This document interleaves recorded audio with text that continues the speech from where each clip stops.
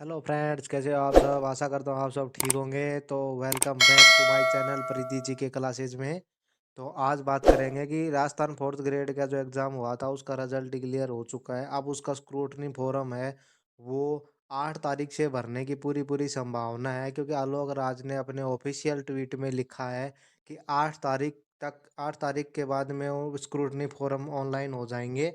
तो scrutiny forum भरते समय आपको क्या क्या डॉक्यूमेंट्स चाहिए, कैसे कैसे पूरा फॉर्म भरना है, कौन कौन सी 2 कॉपी हैं जो स्क्रूटनी फॉर्म के साथ संलग्न करनी है, और चरित्र प्रमाण पत्र हैं वो आपको कितने बनवाने हैं, ताकि आप स्क्रूटनी फॉर्म भरें और आगे जाएं डीवी वेरिफिकेशन में तो आपको कोई दिक्कत ना आए, वरना तो आप भर्ती से बाहर भी हो सकते हैं। जी हाँ, अगर आपने स्क्रूटनी फॉर्म में कोई गलती की तो आप भर्ती से बाहर हो सकते हैं। तो सारी जानकारी ले लेंगे एक वीडियो में। तो ये वीडियो लंबी होने वाली है, लेकिन आपको पूरी डिटेल दूंगा ए टू जेड तक की। तो सबसे पहले जो भी मेरे चैनल पर नए हैं, मेरे चैनल को लाइक शेयर एंड सब्सक्राइब जरूर करें। तो चलिए शुरू कर लेते हैं। राजस्थान चयन बोर्ड भर्ती जयपुर में यहाँ सबसे पहले तो आपकी फोटो लगेगी, आवेदक की फोटो नवीनतम। यहाँ आपके सचिव राजस्थान करें 100 रुपये का पोस्टल ऑर्डर अवश्य लगाने, यानी पोस्टल ऑर्डर लगाना है। अब क्या है, आपको रोल नंबर डालना अपना, आवेदन क्रमांक यानी जो ऑनलाइन आपने अप्लाई किया था उसका रजिस्ट्रेशन नंबर डालना है, रोल नंबर डालना है। मेरिट क्रमांक यानी आपको कितने नंबर की रैंक हासिल हुई है वो डालना है। पोस्टल ऑर्डर नंबर यानी जो डलवाएंगे उसका नंबर डाल देना है। फिर विज्ञापन की संख्या, पद कोड, पद का नाम और विभाग का नाम, यानी फोर्थ ग्रेड आरएसएस भी वो आ जाएगा। ठीक है। अब बात कर लेते हैं थोड़ी नीचे। नीचे में अगर आप आरक्षण वर्ग के हैं तो कौन से आरक्षण वर्ग में आप, अनुसूचित जाति में हैं, अति पिछड़ा वर्ग में है, अन्य पिछड़ा वर्ग में है, सामान्य या अनुसूचित जनजाति, कौन सी भी कैटेगरी है आपकी उसमें डाल देना। फिर नीचे आएगा मूल निवास। मूल निवास और जन्म प्रमाण पत्र यानी जन्म स्थान, आपका राज्य कौन सा है, जिला, तहसील और अन्य अगर आप देना चाहो तो।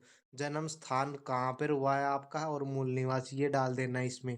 फिर नीचे आए तो महिलाओं के लिए विशेष योग्य जन, महिलाओं के लिए ही है। आप अविवाहित हैं तो टिक करेंगे, विवाहित हैं तो यहाँ टिक करेंगे, विधवा है तो यहाँ टिक करेंगे, दृष्टिहीन है यहाँ है, मूक बधिर यानी बोल नहीं सकते, भूतपूर्व सैनिक हैं, उत्कृष्ट खिलाड़ी हैं, यानी ये सब पे टिक करेंगे।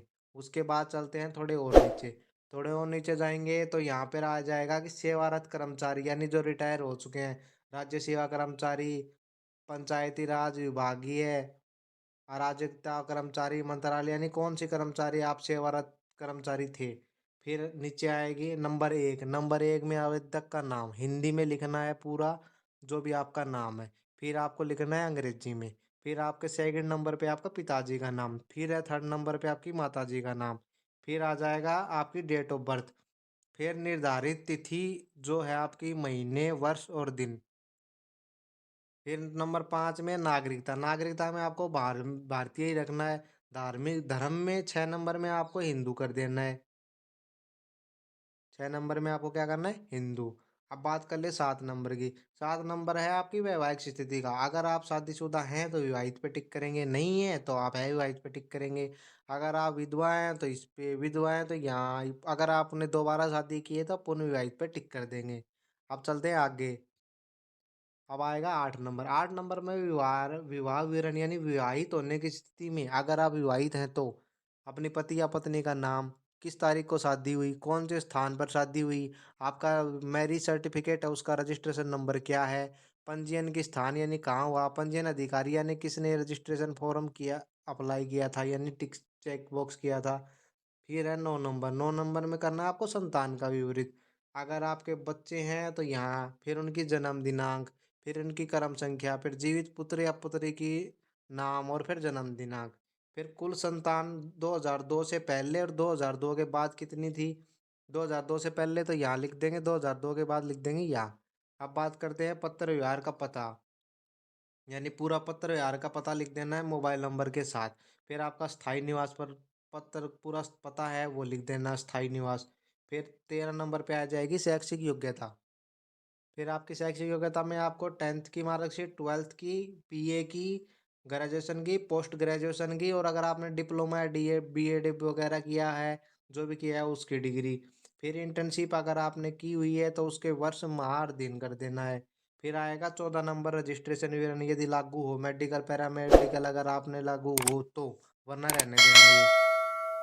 फिर आएगा 15 नंबर यानी पद हेतु आवश्यक अनुभव प्रमाण। अगर आपको अनुभव है किसी भी पद के लिए, तो आप कौन से विभाग में कार्य किया हुआ है, कौन सी संस्था के साथ पंजीयन किया हुआ है, किस पद पर किया हुआ है, ये सारी जानकारी आप इसमें दे देंगे।